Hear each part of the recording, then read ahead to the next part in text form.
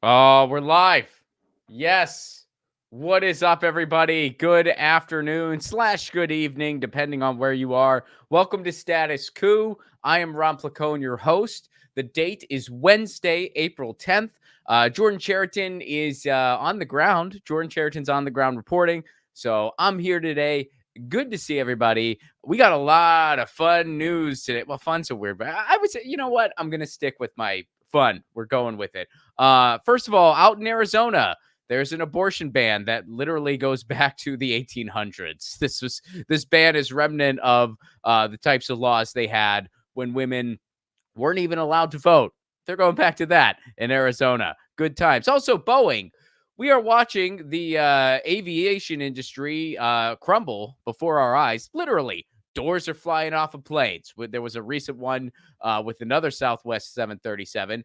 Apparently, there's a whistleblower. We're going to be getting into that a little bit. The Missouri Attorney General really loves Elon Musk. And out in Brazil, they don't like Elon Musk as much. We're going to be getting into some digital rights stories there. Also, Joe Biden, you might have seen it already this morning. Joe Biden said he's considering it when it comes to Julian Assange. Well, Kevin D'Agostola and Jordan Cheriton were on the beat having a conversation about this. We're going to revisit some of that on the show today as well. But we're going to start with Morning Joe, MSNBC Morning Joe. Colin, let's go to the article first. So they had a focus group of undecided voters. I know what you're thinking. That sounds like a hell of a party. Why wasn't I invited? You can't catch them all. But Morning Joe airs a focus group of undecided voters wrecking Biden on the economy and Trump for being a bully. So the study was conducted by the interactive video platform Two-Way and polling group Wix Insight and hosted by Mark Halperin, who is a former Morning Joe regular who was fired from NBC News in 2017 following accusations of sexual harassment while he was at ABC. I don't remember this guy, actually. It's interesting that they put that in there. They're letting you know, hey, just so you know, if you get fired from a news network, your next step down is undecided voter focus groups. That's where you go next. So the subjects interviewed in this focus group were from states including Pennsylvania, Wisconsin, and Michigan. What do those states have in common, folks? They're the ones that one needs to win. Those are the states. They're not going to have undecided voters from California or New York or Mississippi. Decided states. Some people call it safe states. I call it decided states because there's nothing safe about the Electoral College, but they're decided states. California's going to be blue. Mississippi's going to be red. New York's going to be blue. So doesn't really matter much to talk to undecided voters in states like that. But Pennsylvania, Michigan, Wisconsin, whoever wins those states is going to win the presidency.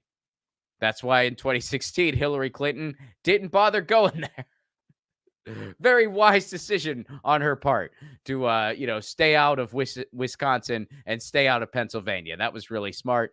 And then, of course, in Michigan, a bunch of voters in Detroit were purged from the rolls. But why talk about that when you could talk about Russian memes for 8 years? But anyway, so let's get straight to this video, Colin, because this is interesting. Here's what some swing state voters have to say. Hear from voters in Michigan, Wisconsin, and Pennsylvania, undecided voters, okay? And they are states, of course, that Donald Trump narrowly swept in 2016 and then Joe Biden in 2020. So let's start. Here are their answers when they're asked about how President Biden is doing on the economy. Take a listen. I think he's been absolutely disastrous for the economy. I agree. Raise your hand if you think President Trump's policies on the economy would be better for your family personally. Raise your hand. All right. So that is everybody. President Biden argues that his economic record has been very good. He said President Trump's was not as good. What are you keying off of? Sean, since you had the best smile in Virginia, the second best smile, what are you keying off of to say President Trump's economic policies would be better for your family? The best performance of my 401k. I know it was post 2020 and everything kind of flipped around, but You can't blame everything on 2020 for forever. We have areas here in Pennsylvania where it's just at a standstill right now. Like things are supposed to be being built and the interest rates are just way too high for people to invest and start moving around. And Virginia, just staying with you because Pennsylvania is near and dear to Joe Biden's heart. Are there Biden policies that you would blame for the problem? And if so, what are they? The interest rate is so high right now. And I know they're trying to cut the inflation down. But like if nobody is building, no businesses are really coming to Pennsylvania right now to keep us moving forward. Even if you're trying to buy a house, because I'm trying to become a first-time home buyer, the prices are so high right now. It's just hard. Is there anything Joe Biden could do or say between now and the time you vote that would make you feel differently about feeling that his policies would not be as good for your family on the economy? Or are you pretty much decided that Trump's policies would be better for the economy? I mean, I feel like he doesn't even take accountability for what's going on in the economy. Not even accountability. Like he's in denial that it's happening. The point is Biden needs to hear the people, because when he's talking about the economy doing stellar, he's talking about the stock market. He's not looking at homelessness or joblessness. He's not, at Eugene's point, and thinking about how much it costs to go to the grocery store. And he's gaslighting literally everyone in the process. Okay. And Omar, you voted for Joe Biden last time, right? Yeah. Wow. Okay. 401ks, interest rate, housing prices. Adrian, there's so much to talk about. Let's pause it here. So this is interesting. I mean, this is basically what it's like with the White House when it comes to the United States. So Joe Biden, the type of price gouging we have seen in this country usually takes about 15 years. The hike that we've seen on groceries, the hike that we've seen on transportation costs, the hike that we've seen on housing, usually this type of price increase takes about 15 years. It's taken a handful of years because of inflation, because of the corporatization of our housing system, because of all these terrible neoliberal policies that, by the way, Republicans and Democrats bring in together and foster and continue together. And we're just seeing it come to a head. That's what's happening. Now, so Joe Biden has done all the things that they said he's done. He's done nothing for the economy. He's done very little to slow any of this down, if anything. And people are feeling it. Meanwhile, they'll say, oh, yeah, the economy's doing great. Look at the jobs report. That jobs report is BS. It's BS when a Republican's in the White House. It's BS when a Democrat's in the White House, because they don't factor in underemployed people, which is most people in the U.S. because we don't have living wages. And they don't factor in people who can't even look for a job anymore or just won't because they've completely given up. It's a BS metric. It means basically nothing. And they measure the success of the economy based on the stock market, which is also another BS metric. And by the way, this isn't unique to Joe Biden. All presidents do it. But right now, Joe Biden's the frickin' president. And this is why we live in what Gore Vidal coined the United States of amnesia.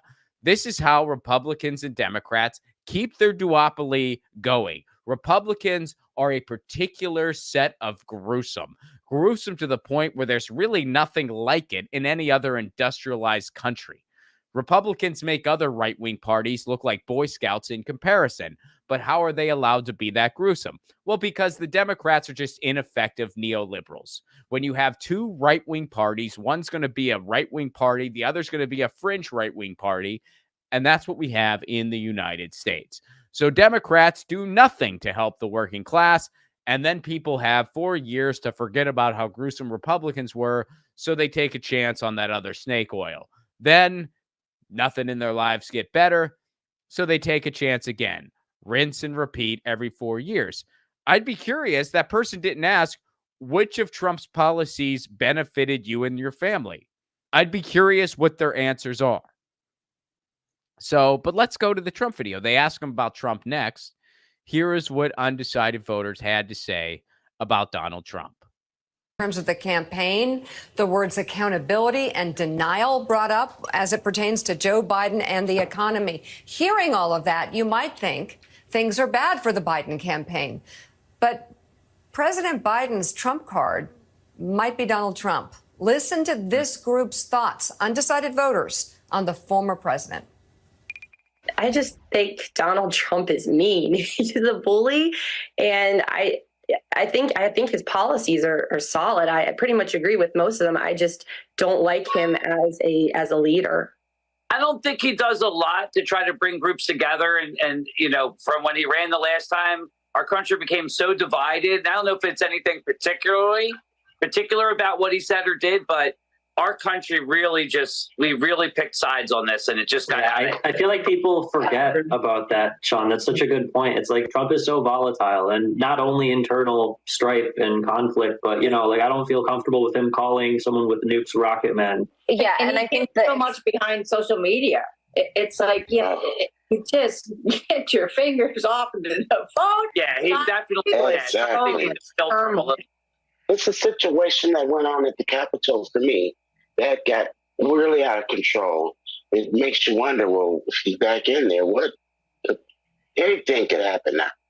I feel like if Trump just shut his mouth, and just did his policy and his work, I would say, yes, please come back. But if he just learns to keep his mouth closed, don't make comments about people that he might not necessarily like that much, and just be a strong leader and do his job.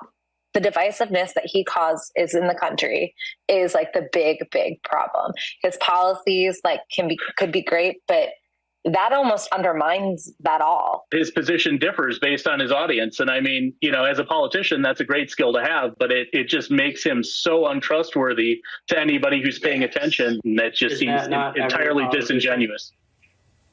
Wow, so much there. Despite right-wing networks blatantly lying about Donald Trump and Fox News sort of avoiding any bad news about him, the truth on Trump seems to be out there with these undecided voters.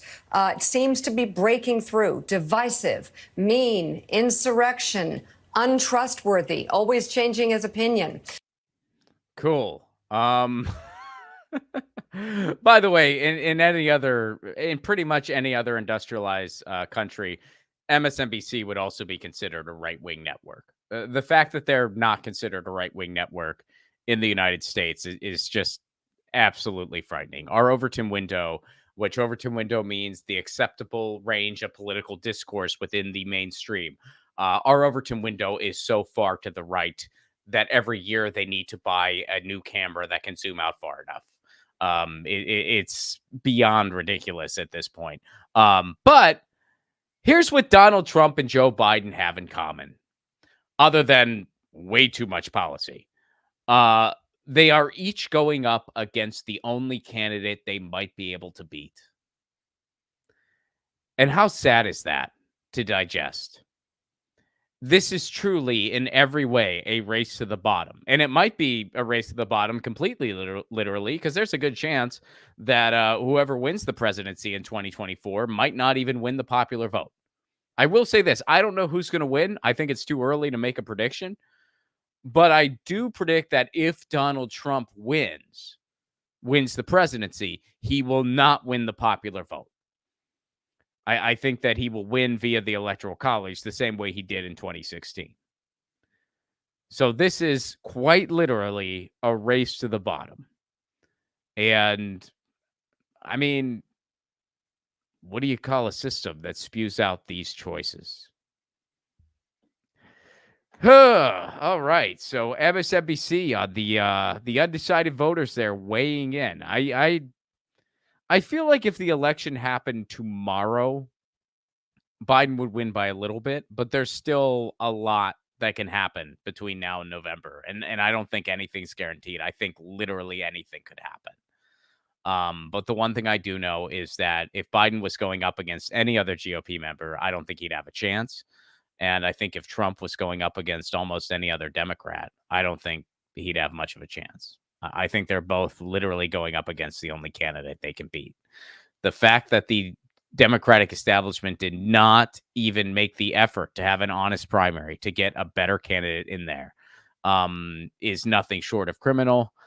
And the fact that the GOP, I mean, everyone tries to make it out like, and I've had many conversations about this, and I continue to. I have been asking this question for 8 years, and I've never gotten an answer because there is no answer. I have asked, what is the difference between Trump and the rest of the GOP? I've never gotten politically. Politically, what's the difference? I get it. He tweets mean and he's a big jerk and stuff like that. But politically, what is the difference?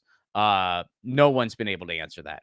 Nobody. I've never gotten a real answer to that question because Trump is the GOP. Trump is the GOP minus subtlety. And when people disagree with me on that, I've always said this, I'll keep saying it. We don't disagree on how terrible Trump is. We disagree on how terrible the rest of the GOP is. I think the GOP is more terrible than you do. It's just the way it goes. So if you're no, I do. Apparently not. So race to the bottom, folks. Buckle in. All right, let's go to Assange because that's going to be our poll for the day. So Biden and, is it sincere? Is it not sincere? Tough to say. By the way, guys, smash the like button. Smash the like button. Smash it up. And feel free to leave me a super chat. I'll get to all the super chats at the end. We can chat it up. We can get your thoughts. Do you think it's a race to the bottom? What are your thoughts on what those undecided voters had to say? Leave me a super chat. It helps keep the show on the air.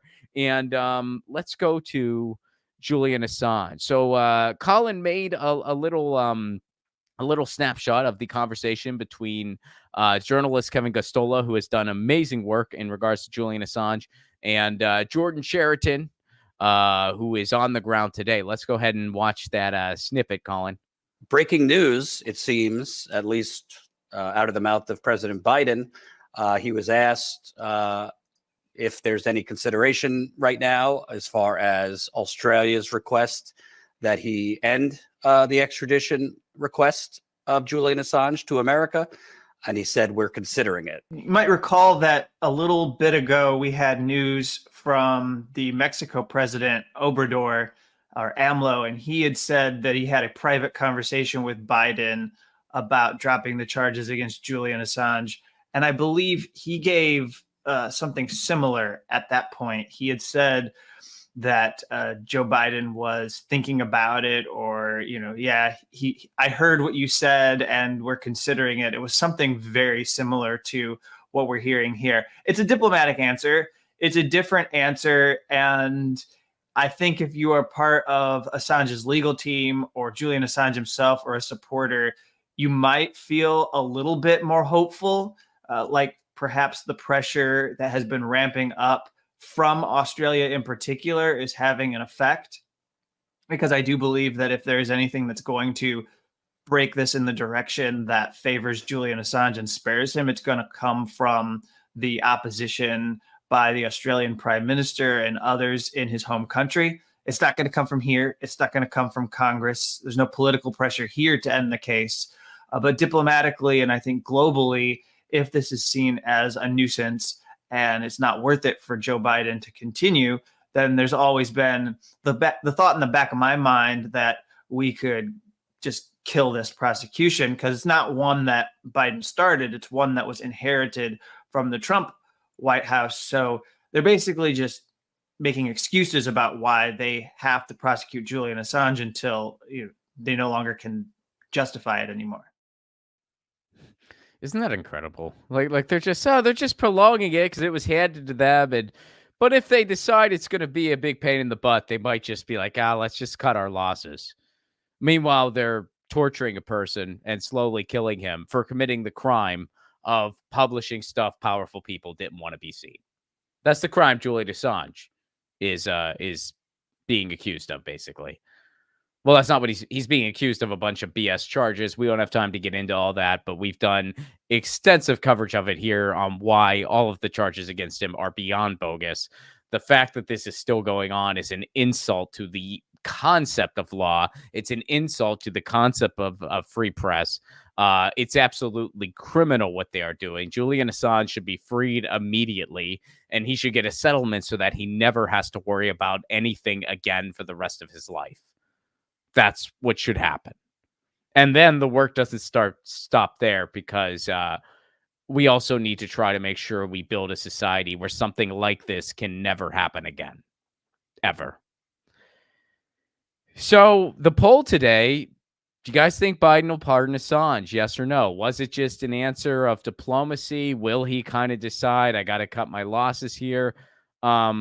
What do you think? Yes or no? And feel free to expand on your thoughts if you want. Super chat, greatly appreciated. What do you think? Will Julian Assange or will Joe Biden pardon Julian Assange? Go ahead and weigh in there. I'll give my take afterwards. All right, let's go to Missouri, Colin.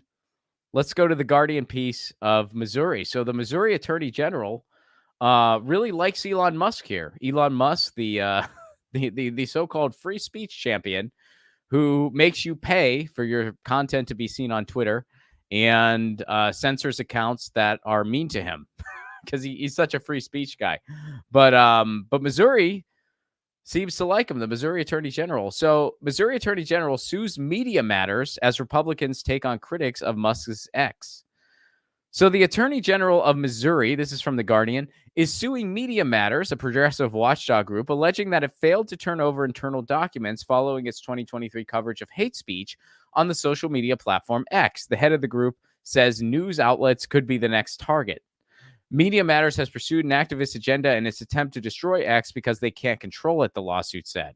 As a free speech platform, that allows Missourians to... So they're calling Twitter a free speech platform that allows Missourians to express their own viewpoints in the public square. The lawsuit, filed by Missouri's Attorney General Andrew Bailey on Monday, marks the second time that GOP officials have taken action against Media Matters to support Elon Musk. In November, the Texas Attorney General Ken Paxton launched an investigation into Media Matters, describing the group as a radical anti-free speech organization. The state attorney generals, first Paxton and now Bailey, are directly responding to Musk's pleas. They are helping him punish critics. That's said Angelo Caruso, president of Media Matters. Okay, so what did Media Matters do? We live in an era, just in case you were curious, we live in an era where anybody can sue anyone for anything. That's something to keep in mind. So what did Media Matters do? Were they engaging in free speech activity? What exactly did they do? Let's go to the above the law piece. This dives into it a little bit. And by the way, I also really like the prose here. Missouri AG, Attorney General, sues Media Matters for aggravated mean to Twitter. So remember when being the Attorney General of a state was a real job that involved actual law? I don't, but I'm sure it happened at some point. We'll take your Metamucil grandpa because those days are over. Now it's about owning the libs. Here's Missouri Attorney General Andrew Bailey doing his job yesterday. AG, so let's watch this video, Colin. Can we watch the video from the, we could probably watch it just straight from here, right? Can we watch that video? Okay, I'll just keep going. A.G. Bailey was there to talk up his spiffy new lawsuit against Media Matters for America, who violated the statute that bars hurting Elon Musk's feelings. I got the video here. Oh, you have it? Okay, yeah. Indoctrination programs or something that you, sir, are taking on with a very muscular putting your shoulder to the wheel on getting rid of indoctrination, obviously in Missouri schools and across the state of Missouri and with the prosecutors in Missouri. And now, apparently, with left-wing groups that are suing X, targeting advertisers.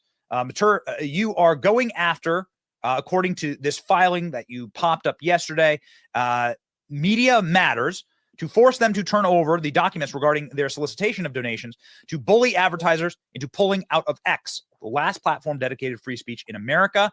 You got a lot of pickup on this, Mr. Attorney General. Can you break it down for us? Yeah, look, back in December, Media Matters, which is a radical, progressive, tyrannical group, manipulated algorithms on X, formerly known as Twitter, in order to juxtapose controversial speech next to prominent advertisers. And the whole purpose of doing that was to bully those advertisers into pulling out of X. The left and Media Matters is included in that. They hate X because they can't control it. The overwhelming majority of the other big tech social media companies are ideologically aligned with them and kowtow to their demands, and certainly the censorship demands placed on them by the federal government, as revealed in our lawsuit, Missouri v. Biden. But X is has been opened up, and Elon Musk has done so much on X to ensure fairness, free, fair, and open debate. It's a public forum for open debate, and I think Elon Musk celebrates free speech. That's but good. what we can't. Yeah, well, I get the gist of it. Wow. Okay, this guy's all right. This guy's in a dream world. Now, I support free speech. However, a lot of people don't understand what that means. When I say I support free speech, I mean within the context of free speech laws. Some people think that free speech means there's no consequence for anything people say. That's just not how the world works. You can't really have that point of view. So here's what happened to Elon Musk and Twitter. I refuse to call it X. It will always be Twitter. He allowed a bunch of just whatever. And it's not even so much that he allowed it. He kind of encouraged it. He wanted the white supremacists, neo-Nazis. He wanted all kinds of stuff like that back. If you don't believe me, look up his grandfather, which he embraces that ideology, by the way. But anyway, so when you have that, an advertiser might say, I don't want to be associated with this. And that advertiser might say, I'm not going to advertise on your platform anymore. That advertiser did not violate anybody's free speech.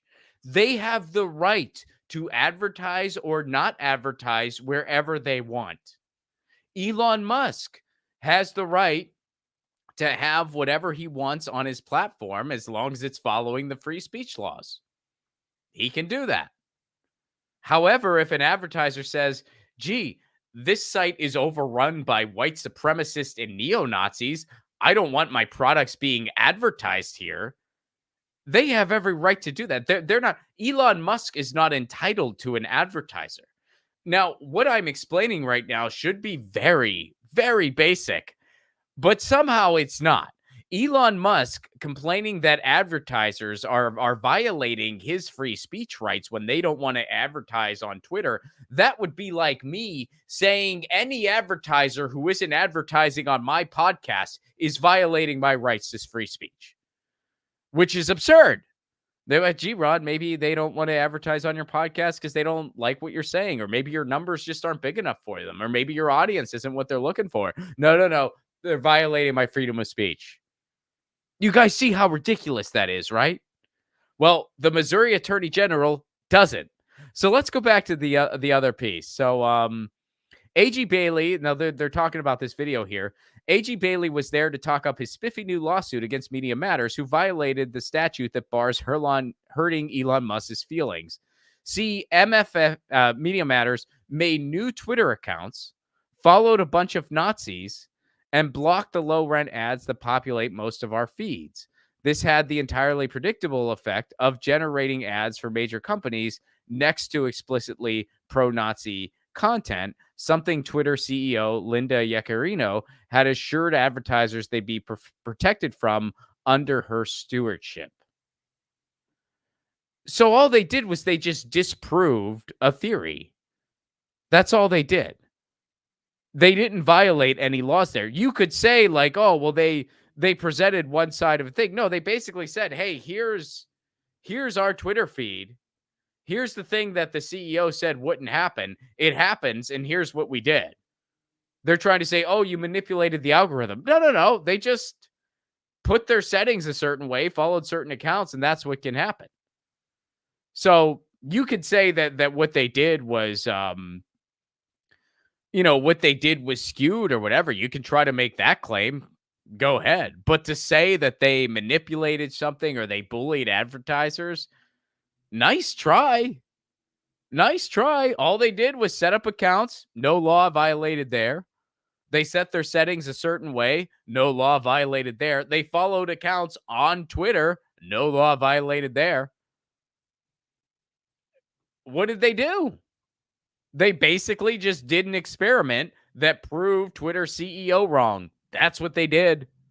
That's all they did.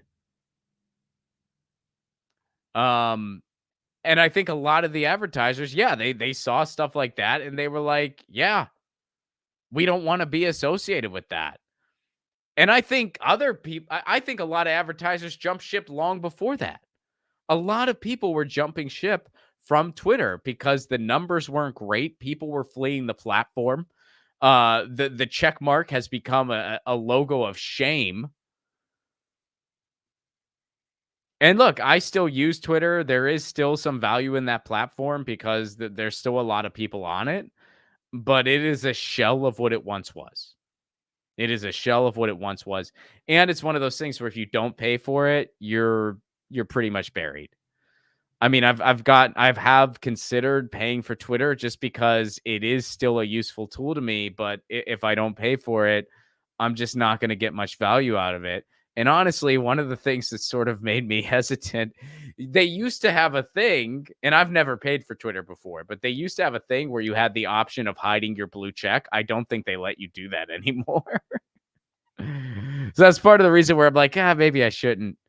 But I get that some people they pretty much have to pay for Twitter for it to still be useful for them, and I understand that. I mean, there's some people I know who pay for Twitter. I get it. I'm not judging them. I just have a hard time justifying it. But anyway, so that's what's going on in Missouri with Elon Musk. It's absolutely ridiculous. Now, this is interesting, and this kind of gets into international free speech issue.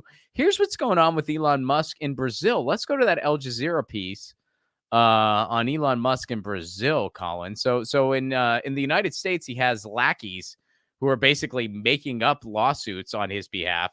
Well, he has the opposite over in Brazil. Brazilian judge orders probe of Elon Musk amid X disinformation row. Judge orders obstruction of justice inquiry after Musk says he will defy court order. Okay, so what's going on here? This is kind of interesting, folks. A Brazilian judge has opened an investigation of Elon Musk for obstruction of justice after the tech mogul said he would defy a court order to remove X accounts accused of spreading disinformation. In a decision on Sunday, Supreme Court Justice Alexandre de Moraes said the probe will examine whether Musk, who owned X, engaged in obstruction, criminal organization, and incitement. So incitement, by the way, is not protected speech by United States law, but we're not dealing with the U.S. here. We're dealing with Brazil. The flagrant conduct of obstruction of Brazilian justice, incitement of crime, the public threat of disobedience, blah, blah, blah. Refrain from disobeying judicial orders, including by reactivating account that the Supreme Court ordered blocked. De Moraes said that X would face fines of $19,770 per day for each account reinstated in defiance of the court order. Social networks are not lands without laws. Sadly, they kind of are, actually. Sadly, they are lands without laws. I mean, and it's because we don't have anything like a digital Bill of Rights. We don't have any kind of blueprint to follow.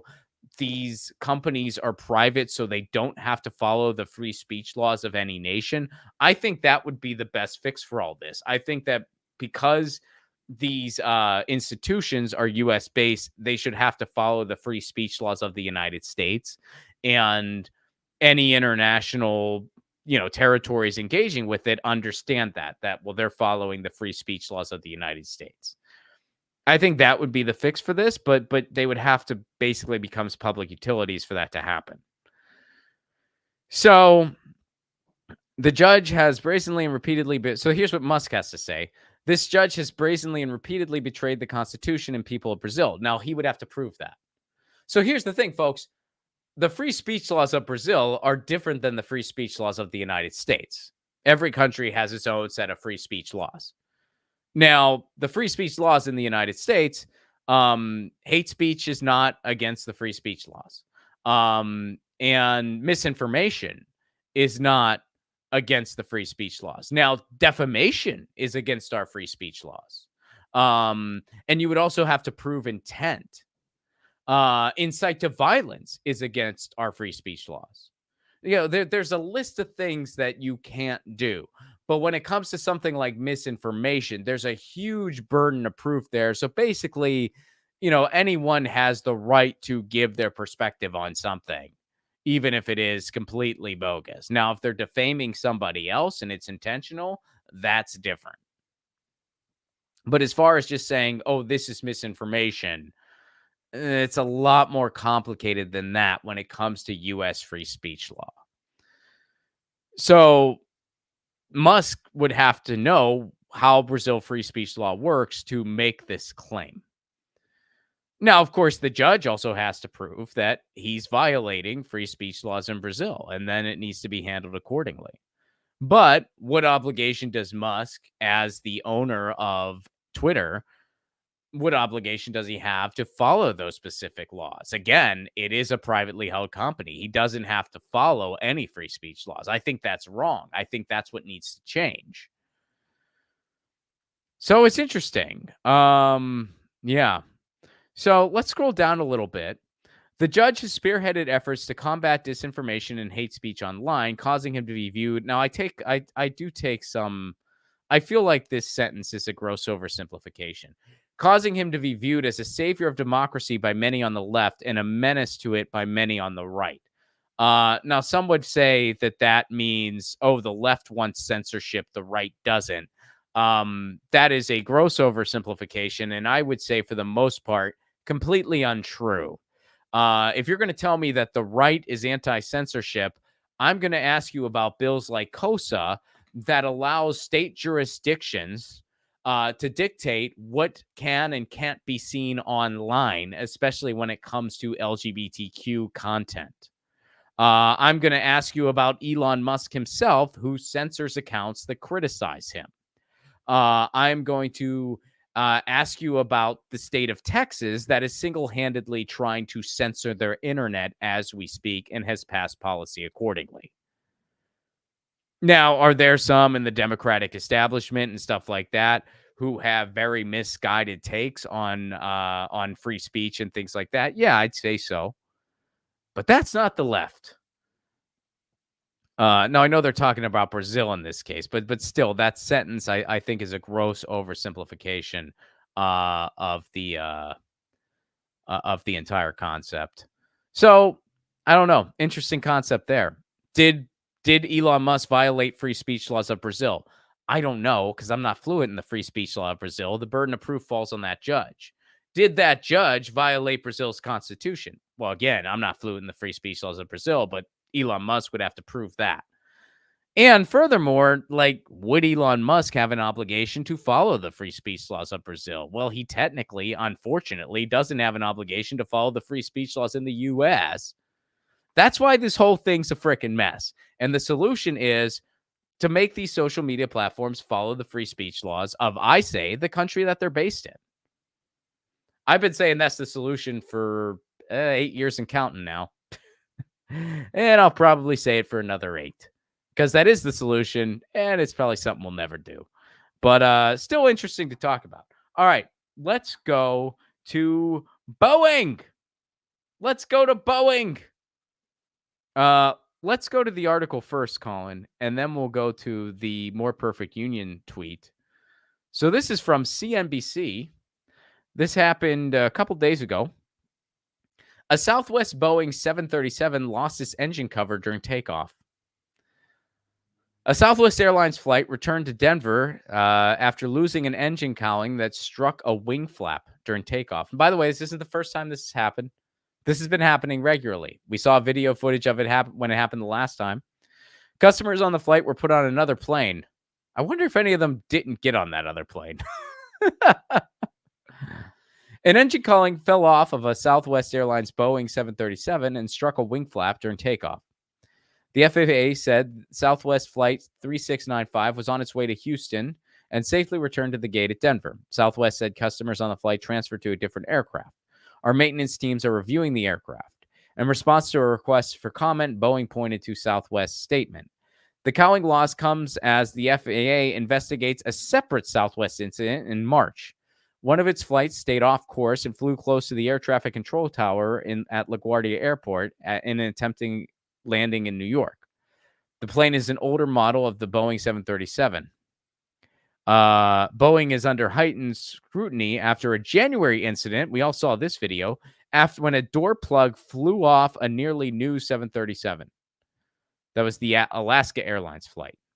So we have all of these incidents that are happening. And why is that? Well, we have been deregulating the plane industry, the flight industry, since 1976, and it's coming to a head. They started deregulating them, and what happened? Well, prices kept going up. At one point, they went down because flying became more of a universal activity and not just something solely for the rich because technology expanded. But then we deregulated the airlines. They consolidated. They made service worse and worse. Well, profits higher and higher. Prices, I mean, it costs a lot more to fly in the United States than it does in a lot of other countries. In a lot of other countries, they have safer and more affordable flights all over the frickin' place. Go fly around Europe. Compare it. And it's because there's less consolidation there because there's more laws against it. So there's more airlines, there's more economic airlines, and they have to follow more laws. They can't be lax about things. And we're literally seeing the system crumble, quite literally before our eyes. Before our eyes. Ugh. And it's getting people killed.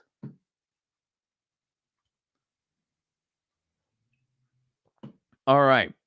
So let's go to the tweet here, Colin. Let's go to the More Perfect Union tweet.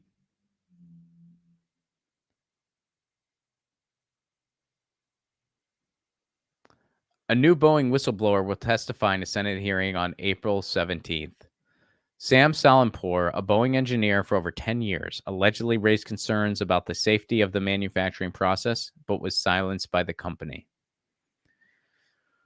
Oh boy. Buckle in. And you better buckle in because the plane door might fall off.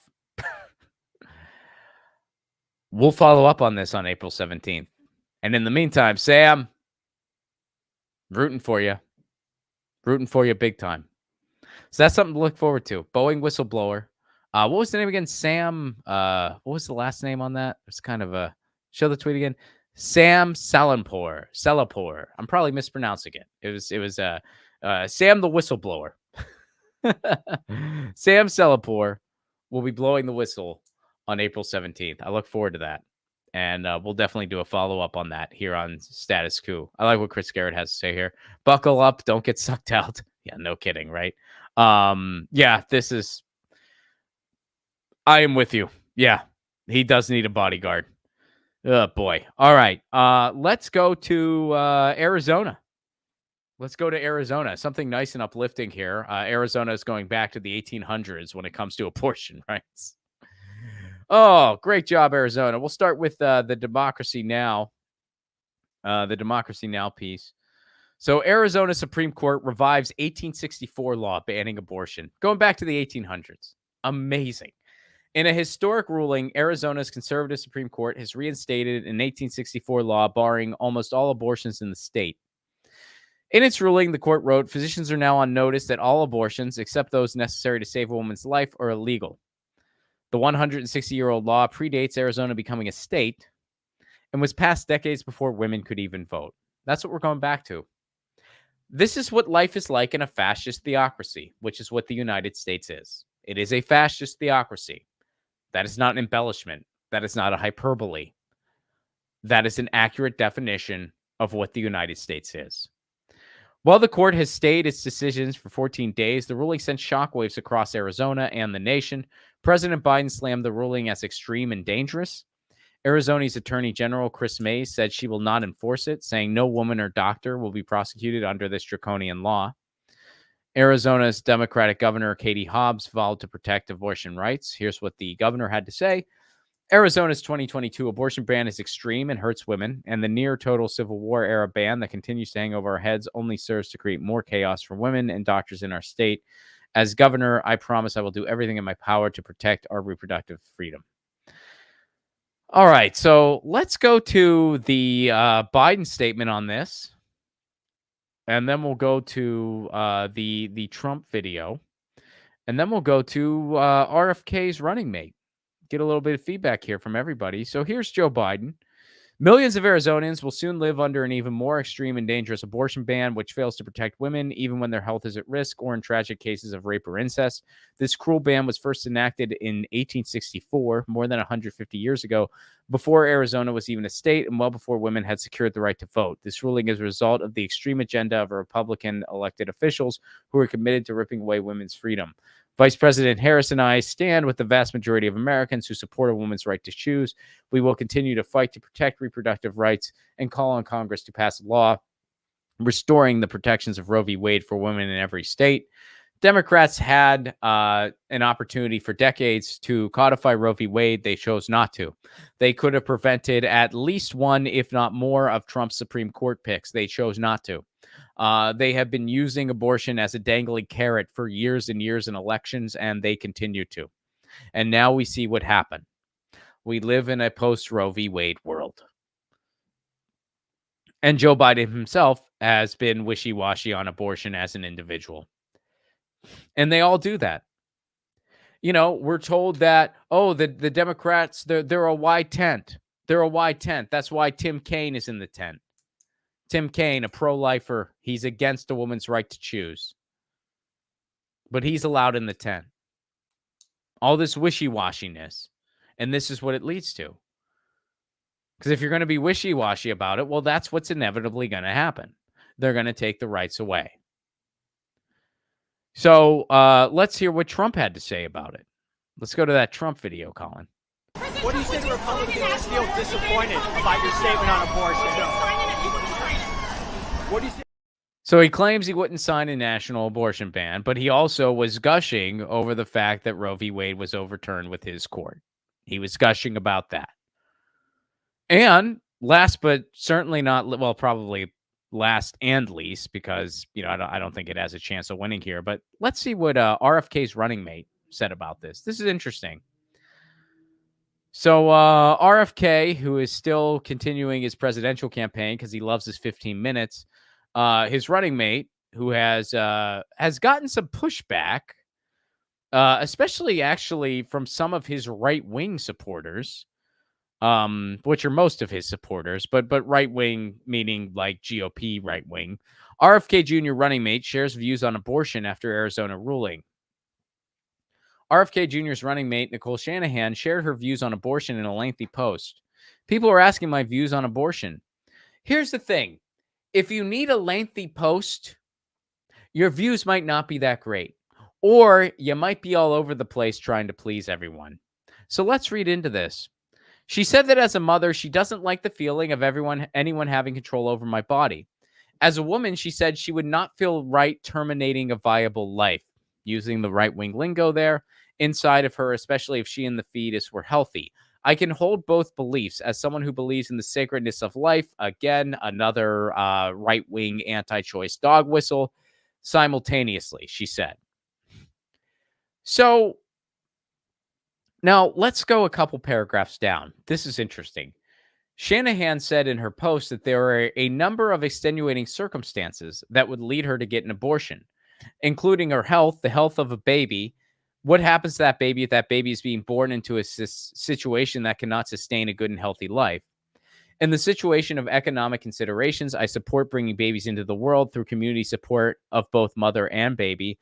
I think all mothers carrying a healthy baby want what is best for their baby. Let's help them do just that.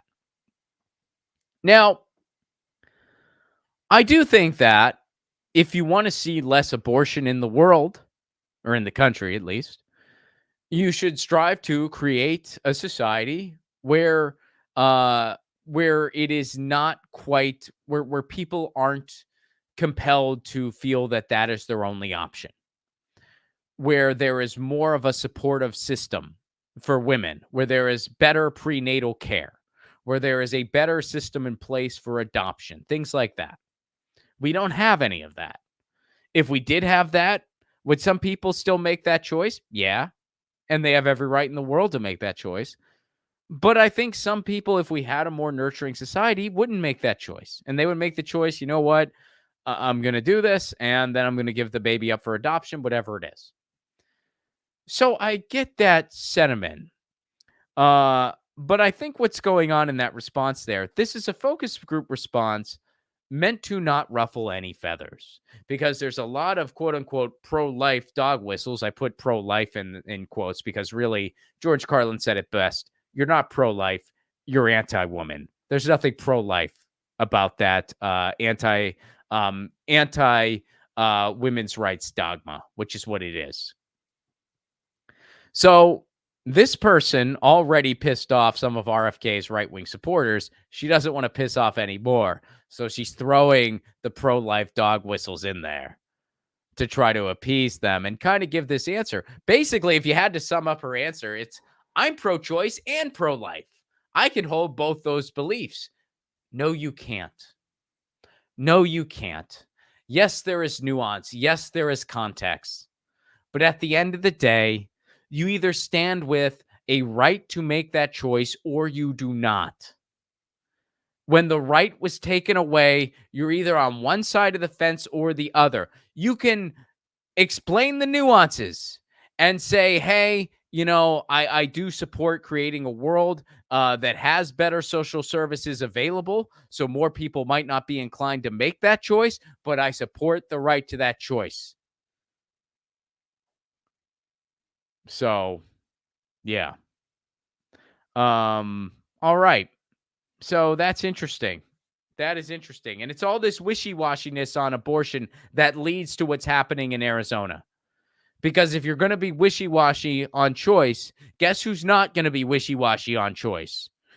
The theocratic fascists, the right, the anti-choice advocates. They've been fighting tooth and nail to turn over that right for years, and they succeeded.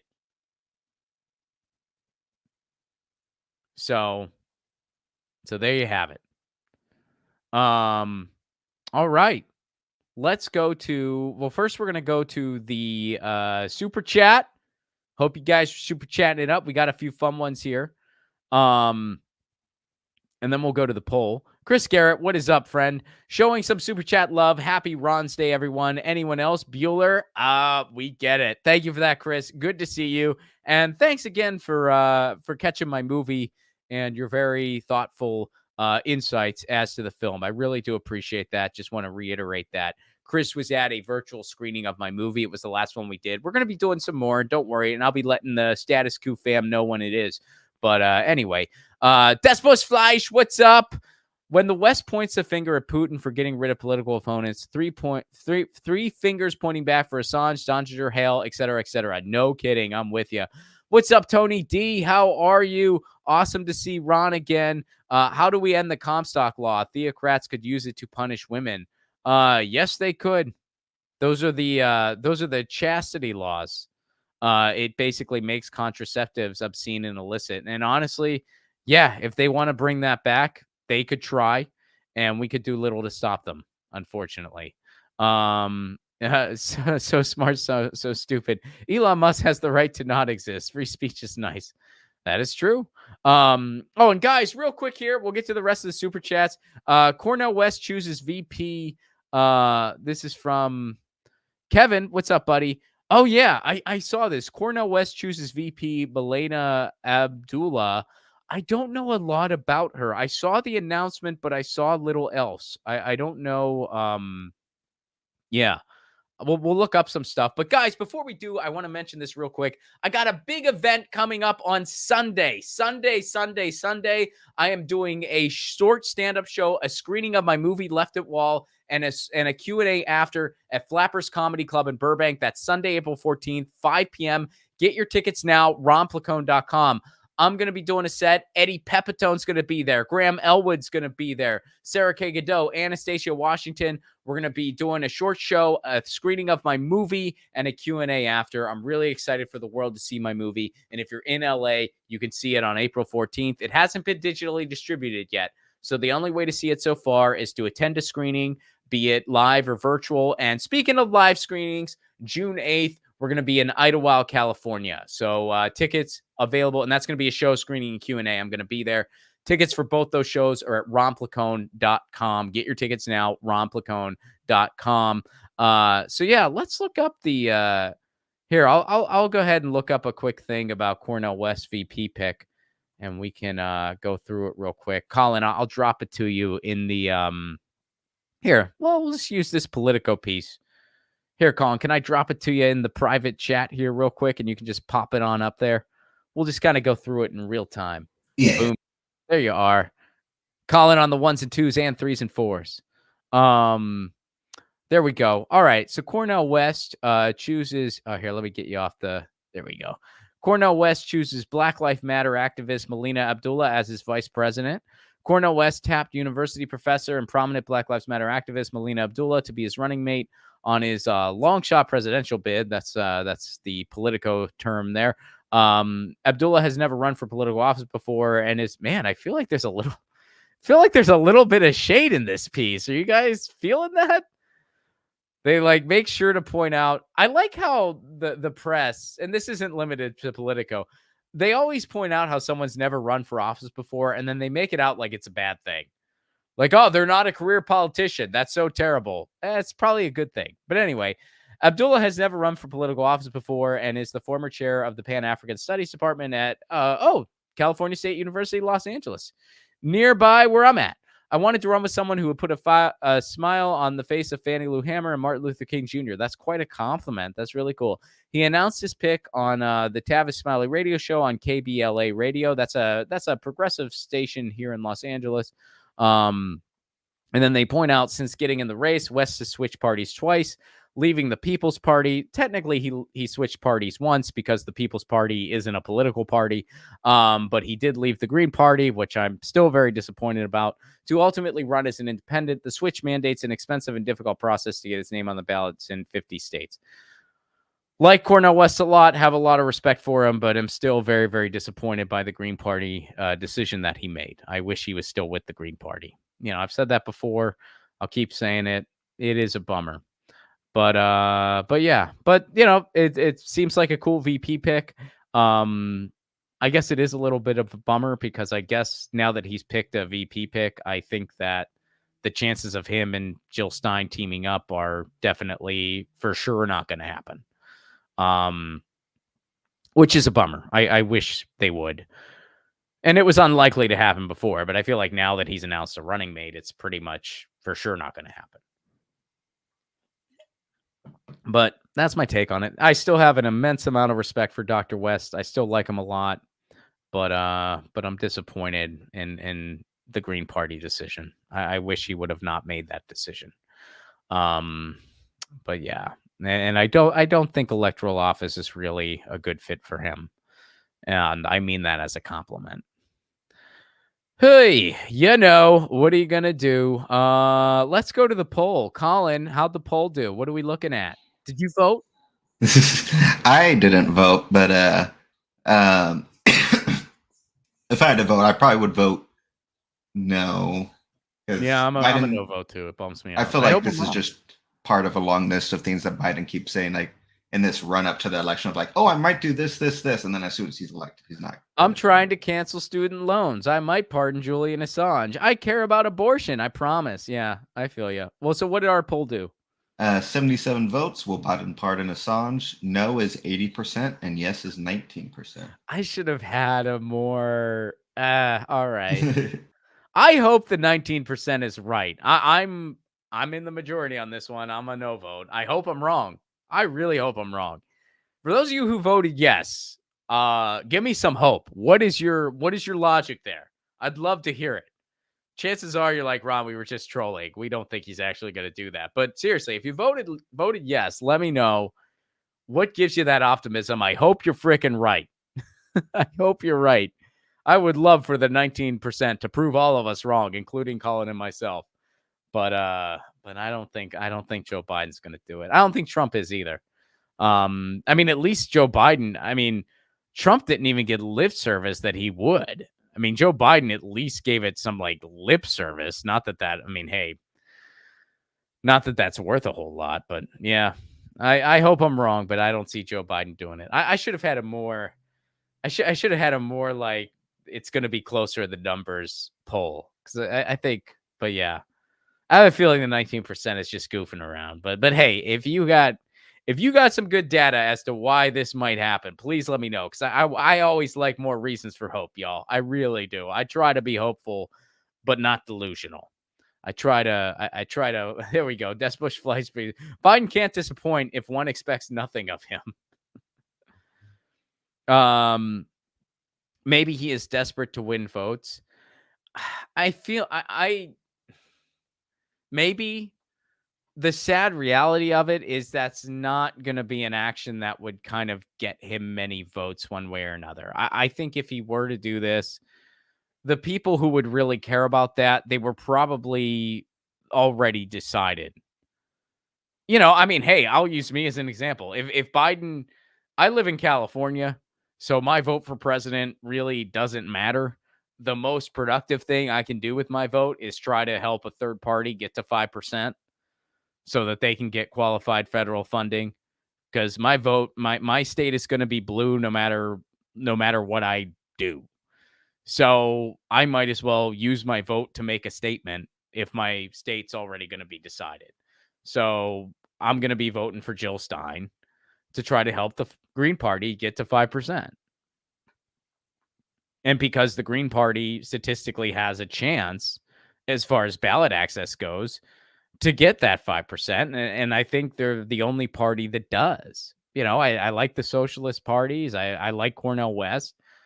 But I think numerically, they just don't have a chance at getting to that 5%. So I'm going to vote for Jill Stein. And you might be thinking, well, RFK might have a chance at getting to that 5%. Well, he's also not with a party. He's an independent, and he's an imperialist. And I also disagree with him on a bunch. So I'd rather vote for a candidate that I actually agree with. RFK, I'll keep saying it. RFK is not an outsider. I know some people are still being fooled by him. I try to extend the olive branch because, folks, I got fooled by Tulsi Gabbard at one point, not completely because I didn't vote for her. I voted for Bernie, but I thought Tulsi Gabbard was something she wasn't. I had that egg on my face. I had a lot of friends who were always like, Ron, she's not what you think she is. And I was like, I'm telling you. And I owned up to it. I texted a bunch of people years ago and I said, hey, I was wrong about Tulsi Gabbard. And shout out to everyone who didn't rub it in my face. Shout out to Dave Anthony, who was right about Tulsi Gabbard from the get-go and did not rub it in my face, did not rub it in Graham's face. Shout out to Raja Michael, my good friend Raja Michael, who was right about Tulsi Gabbard out the gate and never. I apologize to her every year, actually, because we're close friends. And every year I'm like, I really got Tulsi. I'm sorry. And she's never rubbed my face in it. Never. That's I got good people in my life. I really do. So yeah. And yes, Jill Stein was against the genocide from day one. Yeah. And she always has been. But let's see. Did he? When did he do? All right. So I don't know anything about this. It wouldn't surprise me because he says ridiculous stuff all the time. Look, RFK, he is part of one of the biggest political dynasties in the frickin' world. He comes from a level of power and influence that none of us can ever imagine.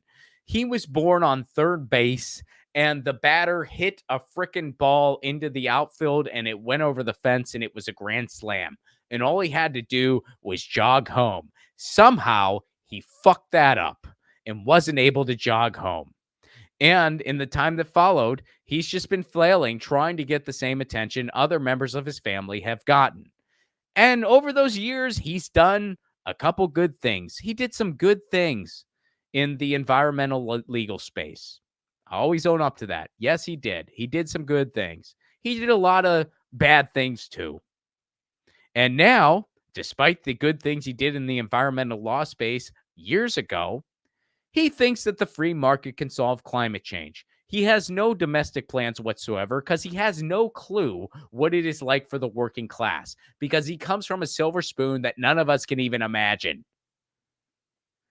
He's against single-payer healthcare. Yes, he is. He's against single-payer healthcare. He's against climate action. He has no plan on living wages, nothing. And he's an imperialist. And there are some very delusional people that says that that guy is on the left. Even by the United States standards, that is not true. And you know what? I tweeted something about the presidential election overall. And somebody referred to me as the fringe left. They called me the fringe left, which by United States standards, I am the fringe left. But let me pose this to everybody in closing here. RFK, Trump, Biden, in most other countries, and I'm not saying every other country is a progressive utopia. They're not. They have the same neoliberal stuff we do, just not near to the degree that we do. In most other industrialized countries, they would be considered fringe. Trump, Biden, RFK, they would be considered fringe. Here in the United States, anything to the left of them is considered fringe. That's frightening. You're not the problem. The Overton window is. So let me make sure I got all the super chat. So smart, so stupid. Thank you for your thoughts. Chris Garrett, good to see you. Despos Fleisch, Tony D, Kevin Wayne. Folks, Los Angeles, get your tickets now for April 14th. This Sunday. We have had Status Coup fam at every show I've done for the past 2 years. Don't disappoint me on my own home turf, folks. Man, I stumbled over that one. Get your tickets now, ronplacone.com. And June 8th, Idlewild, California. Get your tickets now, ronplacone.com. Thank you, everybody, for tuning in today. And this is Ron Placone for Status Coup. Oh, wait. We have the call to action. Colin, the call to action. Okay. Sorry. I almost forgot this. I'm glad I didn't. The ACP stands for the Affordable Connectivity Act. And we'll go ahead and drop this link in the chat. The Affordable Connectivity, or not the Affordable Connectivity Act, the Affordable Connectivity Program. This program was rolled out in 2021. Why was it rolled out? Well, because the pandemic revealed that a lot of people in the United States have households that have internet access not strong enough to handle a Zoom call. What did that mean? Well, that meant that kids couldn't go to school because they needed to go to school on Zoom because we were shut down, and they couldn't go to school because they didn't have internet access strong enough. So the Affordable Connectivity Program was rolled out to subsidize people's internet costs. Over 23 million households throughout the country benefited from this, and they got discounted internet they could afford. At the end of this month, the ACP is set to expire. Even though we got plenty of bomb money, we got money for endless war in Ukraine, we got money for the to let Israel drop bombs on Gaza, but we don't have money to give poor people internet access, even though the internet is a utility in our lives and we need it. So there are pleas to tell Congress to re-up the ACP and to not take it away. This is a petition from Fight for the Future. Please sign this. The internet is essential for most of us in our everyday lives. For millions of households, the access could be cut off after April 2024. The Affordable Connectivity Program has over 22 million households stay connected.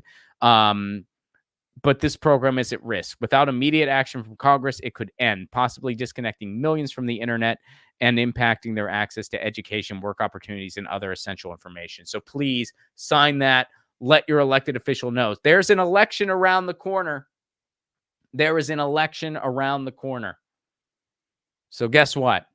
If there's enough pressure, they'll do something about the ACP. They could afford this many times over, and they know it.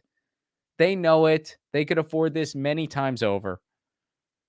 So we got to pressure them. So please, the link to that petition will be in the chat. I'll be signing it as soon as we sign off here. Double K, thank you so much.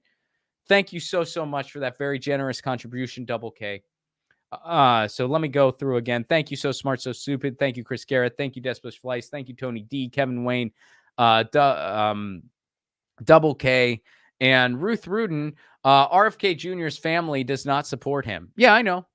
I know they don't support him. But at the end of the day, that's still the family he comes from. That's still the wealth that he comes from. And guess what? His family is a big Democratic establishment family. I disagree with his family on a whole lot of things. And I'm not a big fan of his family member who's in Congress even. But the one thing his family member does get right is their assessment of him. They know that he's a narcissist. who's enjoying his 15 minutes. And they're 100% right. That's what he is. A narcissist who's enjoying his 15 minutes. His campaign is a big old vanity project and nothing more. He knows that he has a bit of a following via misdirected people on the online in the online sphere. So he's in all these little spaces now. He's into crypto. He's into this. He's into that. A bunch of online comedians like him. It's all a facade. It's all a vanity project. And for those of you who like him, look, I'm not telling you who to vote for. You want to go vote for him, go ahead. But I will tell you, he's not what you think he is. Unless you like imperialism, unless you like right-wing policies, then he's your guy. If you like all those things, but you want someone who's more active on social media, RFK is your guy. If you like all those policies, but want someone who is, I think it's reasonable to say, less of a douchebag than Donald Trump, I'll give him that much. Cool. RFK is your guy. But if you think he's an actual outsider, he's actually anti-establishment, he's actually against, like, an alternative to the status quo, if you think he's anywhere close to the left, that's some crazy pretzel logic. That's some crazy pretzel logic. And that ain't anywhere close to the truth, no matter which way you try to spin it. This isn't. So Denise says he's a damn libertarian. Yeah, I'll give him that much, but the bar is pretty low. According to the libertarians, he isn't even that. So I don't know. Maybe you're right. I'm not disagreeing with you. I'm just saying, according to the libertarians, he tried. I mean, keep in mind, he's been touring the political parties. RFK was I mean, first he was going to be a Democrat. Then he wanted to be a libertarian. Libertarians told him no. And I disagree with libertarians on a lot, but you know what? Libertarians are typically anti-war. That's one thing I agree with them on. And they told him no. So I don't know. Apparently, I just hope, I'm glad he's not going to try to run as a Green, because I am a registered Green myself. And I do think there would be people naive enough to embrace him. And I'm glad that's a headache that I don't have to put up with. I'm glad that's a headache none of us have to put up with, because he would end up doing more damage, I think. But it's good he's running as an independent, where at least he can't hurt a third party, especially not a left third party. But anyway, all right. So, folks, thank you again, Double K, for that very generous contribution. Thank you, Ruth, for your thoughts. Thank you, Kevin. Thank you, Tony D. Thank you, Desbush Flies.